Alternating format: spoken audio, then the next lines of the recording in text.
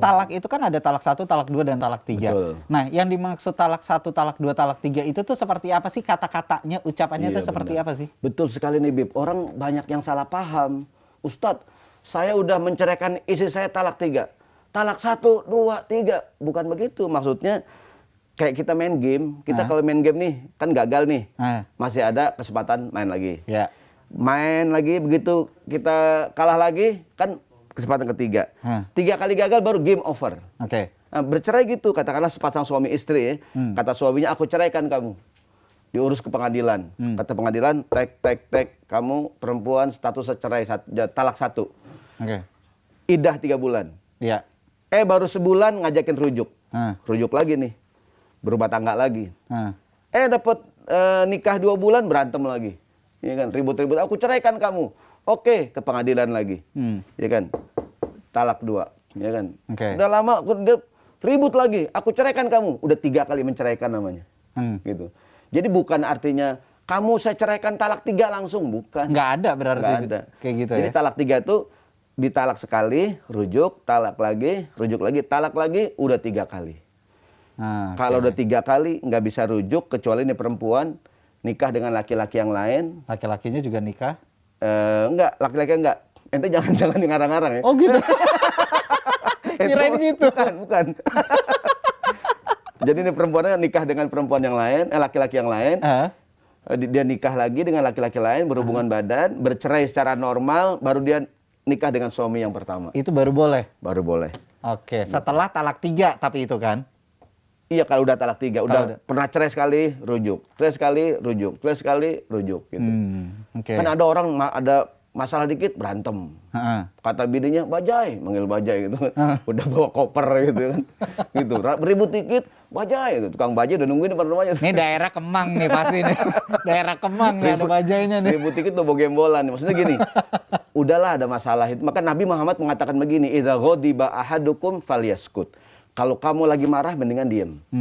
Itu ajaran Nabi. Kita lagi ada emosi nih, diam gitu. Jangan. Sebab kalau kita udah ngomong, keluar kalimat yang nggak baik, nah itu udah nggak bisa ditarik ya omongan. Berarti diam adalah emas itu berdasarkan sabda Nabi dong ya? Hadis Nabi. Hadis Nabi kalau kamu lagi marah, lebih baik diam. Ada riwayat bilang begini, kalau bicara itu emas, maka diam adalah, kalau bicara itu perak, diam adalah emas. Gitu. Tapi dalam Islam sih kurang baik juga suami istri kebangetan diam. Bahkan tuh ada hadis Nabi dalam kitab Riyadhus Shalihin, kata Nabi, Sayyidina Ali mengatakan, la sumata, tidak boleh seorang itu diam sepanjang hari. Kayak suami istri, nggak boleh dari pagi sampai malam diam. Dia mungkin rumah tangga slogannya silent is gold gitu. dia rumahnya kayak begini nih kan, silent is gold gitu. Jarang ngomong gitu. Banyak quotes-quotesnya. Iya, gitu.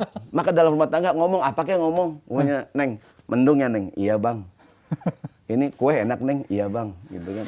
Taplak meja bagus ya Neng, iya Bang. Kayaknya mendung yang Neng, kan mendung udah tadi Bang. Oh iya mendung udah, yang lain. Diulang lagi.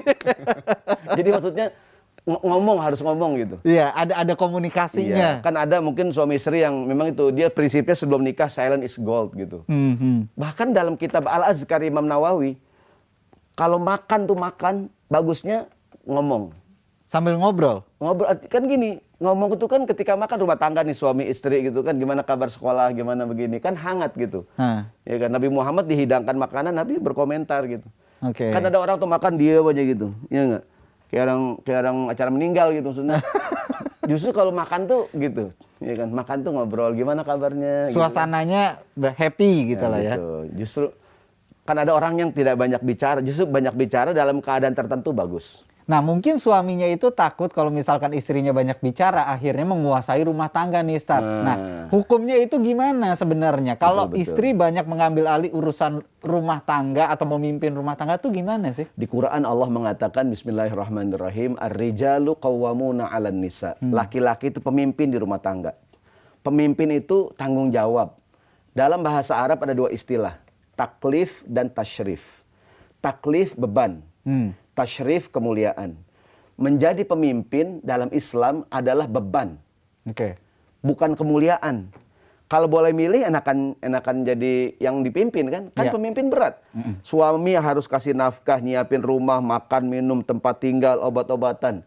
Itu kewajiban suami. Dia namanya memiliki al-qawamah fil bait, kepemimpinan di rumah tangga. Kepemimpinan dalam Islam itu beban. Kayak sholat berjamaah, imam pemimpin bukan? Iya. Kan beban, enakan jadi makmum. Kayak besok tarawih nih lagi Ramadan. Kan kalau imam mikir, ntar rokat keberapa ya? Ini rokat berapa ya? Baca apaan ya? Kan kalau makmum tenang, nggak punya pikiran. Iya.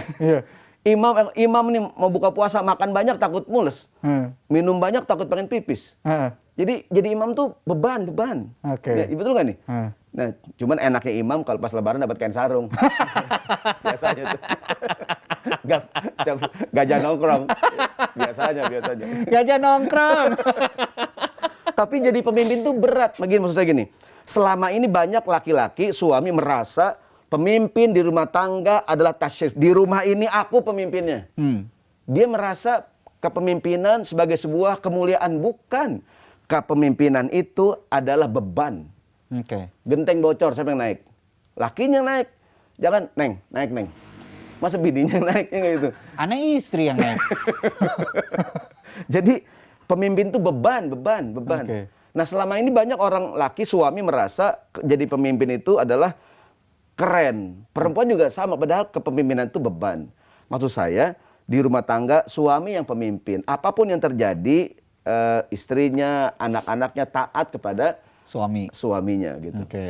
Namanya, dan hari ini saya mohon maaf, banyak hari ini suami yang kehilangan al-qawamah fil bait, kepemimpinan di rumah tangga. Dengan beragam alasan lah ya. Ustadz, gimana kalau penghasilan istri lebih banyak daripada penghasilan suami?